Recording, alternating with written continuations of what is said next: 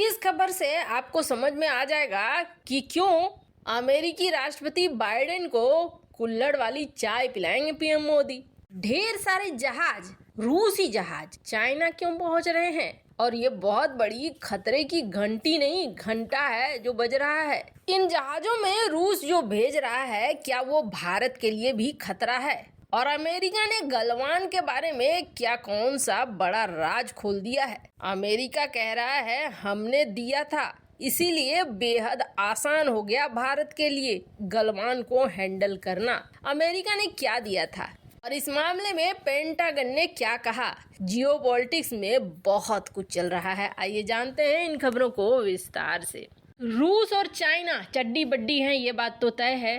China ने जब भारत पर हमला किया था और भारत ने रूस से मदद मांगी थी, तब रूस ने कहा था एक तरफ मेरा भाई है और एक तरफ मेरा दोस्त है। भारत को झटका लगा था। भारत इस झटके को भूला नहीं है, ये भारत की आज की विदेश नीति में दिख रहा है। भले रूस हमारा बहुत अच्छा दोस्त है, सब कुछ अच्छा है, सब कुछ बढ़िया है, पूरी दुनिया से लड़ जाएंगे रूस के लिए, लेकिन जब मामला आएगा चाइना का तो रूस हमारा साथ नहीं दे पाएगा। इसके पीछे आर्थिक कारण भी है, इसके पीछे और भी कई कारण हैं। ये तय है आर्थिक तौर पर रूस बहुत ज्यादा निर्भर है चाइना के ऊपर, इसलिए वो स्वतंत्र होकर निर्णय नहीं ले सकता है। और जब बात चाइना की आएगी ना, तो रूस यही कहेगा कि एक तरफ दोस्त है एक तरफ भाई है, मामला आपस में समझा लो। और ज्यादा होगा तो यही कह देगा भारत को कि थोड़ी जमीन खिसका दो। ये तय है। लेकिन इस मामले को छोड़कर बाकी दुनिया भर की जितने मामले हो उसमें आपको रूस का साथ भरपूर मिलेगा, ये तो तय मानकर चलिए।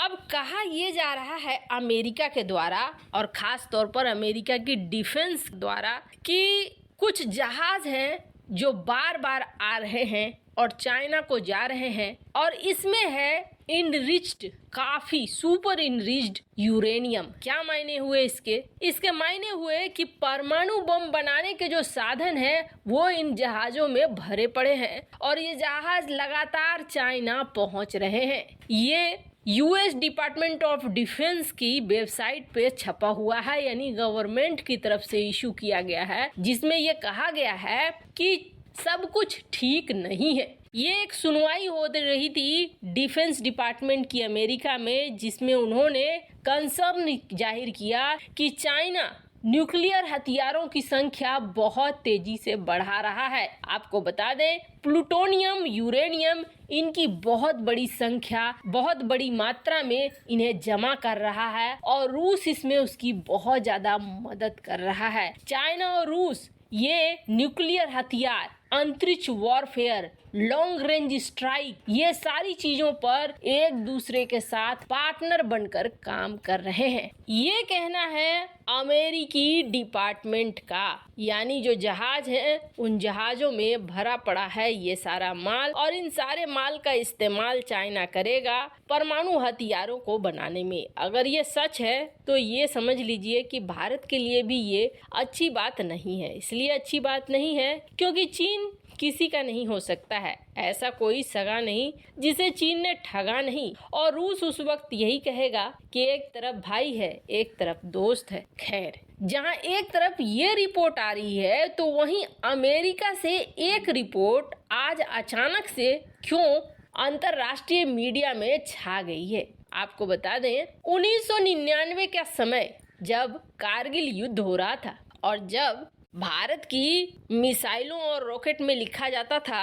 With love from Raveena Tandon, यकीन नहीं होता है तो ये देख लीजिए उन मिसाइलों को, फ्रॉम रवीना टंडन टू नवाज शरीफ। मजाक मत समझिए, ऐसा हुआ था। और ऐसा होने का कारण क्या था? ऐसा होने का कारण ये था कि नवाज शरीफ कभी भारत आए थे तो बड़े प्यार से इन्होंने कह दिया था कि मुझे रवीना टंडन बहुत पसंद है। फिर जब लड़ाई होने लगी तो ये कहा जाने लगा रवीना को भेज दो, हम जंग छोड़ देंगे। तब ये मिसाइलें और ये रॉकेट वगैरह दिए गए थे। खैर, अभी बात हो रही है इन मिसाइलों की नहीं, पर उस वक्त भारत ने अमेरिका से कुछ मांगा था। और अमेरिका ने पाकिस्तान मामले में पाकिस्तान का सपोर्ट लेते हुए भारत को मना कर दिया था। दरअसल बात क्या थी? बात यह थी कि भारत को उस समय रियल टाइम डेटा चाहिए था, क्योंकि पाकिस्तानी सेना ऊंचाई पर खड़ी थी, कब्जे में कारगिल को ले चुकी थी। ऐसे में वो 9-1 वाली रेशियो में उनकी बढ़त थी, मतलब ऊपर से 1 सैनिक तो नीचे से 9 सैनिकों की जरूरत थी इस लड़ाई को कंटिन्यू करने के लिए। तब भारत ने रियल टाइम डेटा मांगा था अमेरिका से, और अमेरिका ने रियल टाइम डेटा भारत को नहीं दिया था, मना कर दिया था।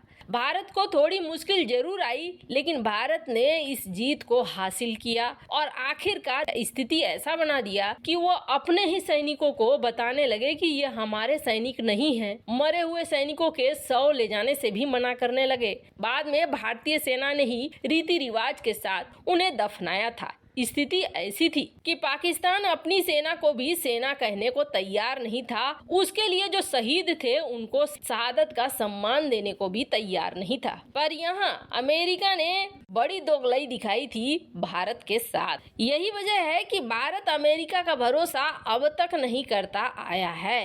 पर आजकल अंतर्राष्ट्रीय मीडिया में एक खबर छपी हुई है। गलवान कांड को तो भूले नहीं होंगे। इस गलवान कांड में भारतीय सैनिकों ने जबरदस्त कुटाई पिसाई की थी चीनी सैनिकों की, और जब कुटाई पिसाई हुई तब चाइना ने बोला हमारे तो बिल्कुल नहीं मरे, कोई नहीं मरे। अमेरिका ने बोला ना ना, इसके 40 मरे हैं। हालांकि भारत के 20 सैनिक शहीद हुए थे। अमेरिका ने बोला ना, झूठ बोल रहा है चाइना, इसके 40 मरे हैं। यूके ने भी बोला हाँ 40 से 45 मरे हैं। रूस ने भी बोला हाँ 40 से 45 मरे हैं। अब अमेरिका को कैसे पता चला? तो अमेरिका की ओर से कहा जा रहा है कि उस समय रियल टाइम डेटा अमेरिका ने भारत को दिया। 2022 में जो बॉर्डर क्लैश हो रहे थे, उस बॉर्डर क्लैश के दौरान भारत को लगातार इमेज के रूप में इंफॉर्मेशन मिल रहा था, और इसकी वजह से भारत अपनी तैयारी बहुत मजबूत कर रहा था। आपको बता दें, कहा यह जा रहा है